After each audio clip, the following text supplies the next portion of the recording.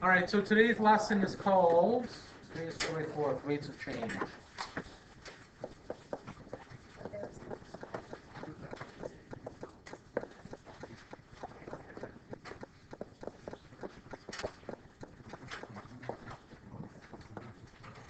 Okay, so we're going to say here, two simple geometric problems.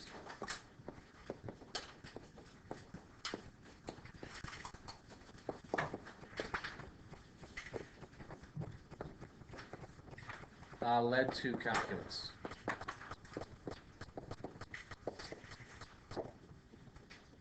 Both problems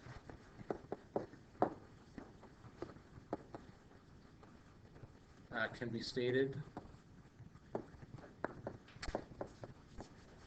in terms of the graph y equals f of x.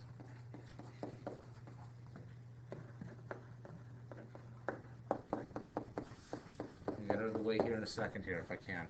I'm going to draw a beautiful graph. I'm just getting out of the way here. Sorry, I don't want to be too excited. Okay, here's my graph. Here's my random graph like this. Oh goodness, that's an awful looking graph. I'm sorry. And there's the line y equals f of x. Okay, before calculus came around, which was hundreds of years ago, there were a few questions that people made mathematically that they couldn't do. Okay, advanced functions has its limits. There are only certain. Sorry, one person got that joke. Advanced functions has its things that it can only do. There are two things that you cannot do with advanced functions that, or with any other type of math, that they would have to do here. All right. So the first of two problems are this. The number one is the problem of tangents.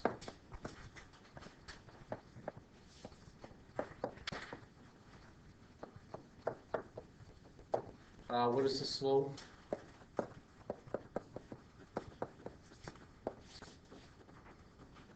of the tangent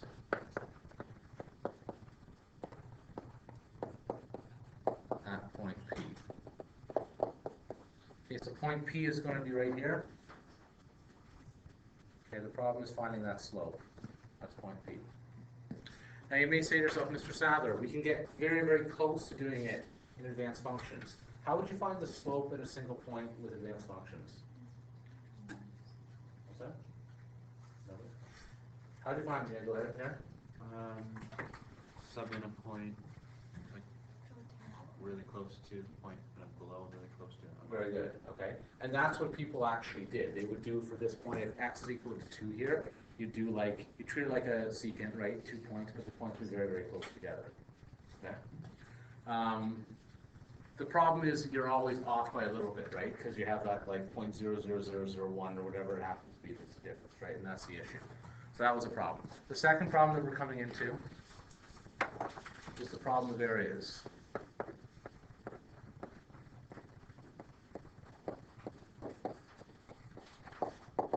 Okay, so what is the area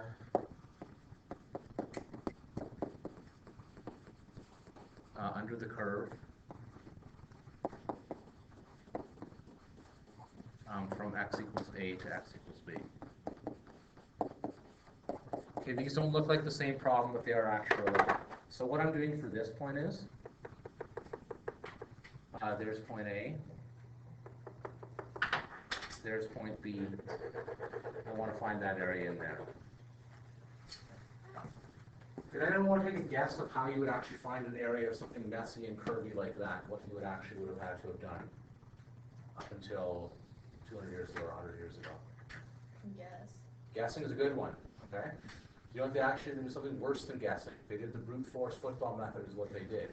They made smaller and smaller rectangles and squares and filled them in to make an approximation, right? So what they do is they would find, they'd say, okay, well, this sort of looks like a rectangle that looks like this. So it's going to be a little bit bigger than that, okay, like that. Then what they did is, well, okay, well, I'm a better mathematician than Joe is. Joe did that. My rectangle is going to be twice as small, okay? But then I'm still missing that little white space. But Amy's even better mathematician than me. She'll make it smaller than that. The problem is eventually you want to have no distance at all for the rectangles, right? You want the rectangles to be infinitely small, right? And that's not the way to build a calculator area. Okay, right? So that's the issue that they're coming into here. they're both related to the similar problem because here you want a tangent of nothing, like a secant with a distance of nothing. Here you want the same thing, you want no gap between what you're measuring, all right? Still, this is still an approximation because there always will be a little bit, okay? The other way you could do it is to do a little bit above the rectangle and go the same way and then a little bit, in between. Okay. So, what I'm going to say is before calculus, I'm almost done my terminology here. Before calculus, there are only approximations.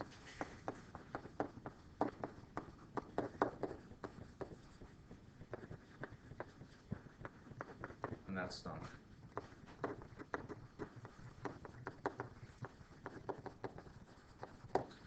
Differential calculus, which we do in this course.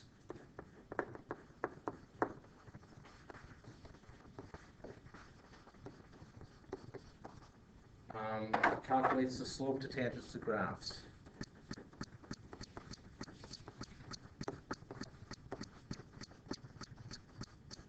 My printing is off on 2 seconds.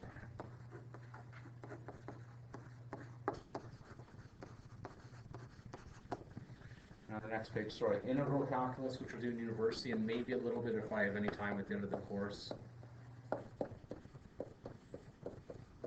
Calculates zero.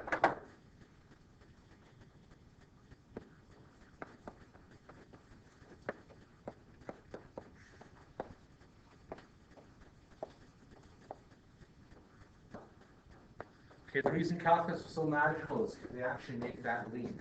It's from making a secant with a distance of 0.0000001.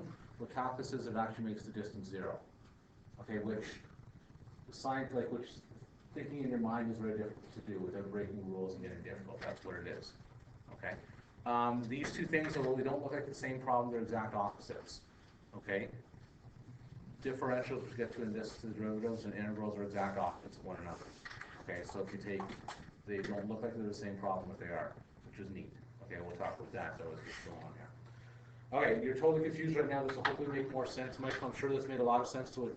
Maybe it didn't to you or not, but that's, I like to do that here. So, we're going to say here, average rate of change versus instantaneous rate of change.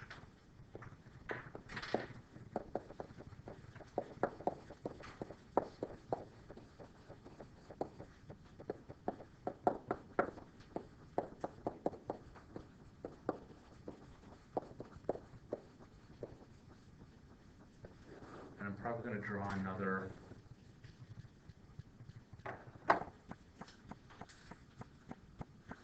graph here right now. I don't want to hit positive editing to let you guys catch up. So here's my other graph right here.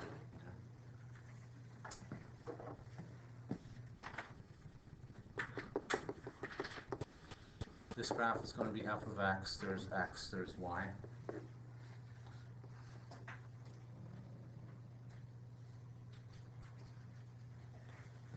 I'm going to slow down after I hit pause, but you guys can cut it. I've been talking way too much.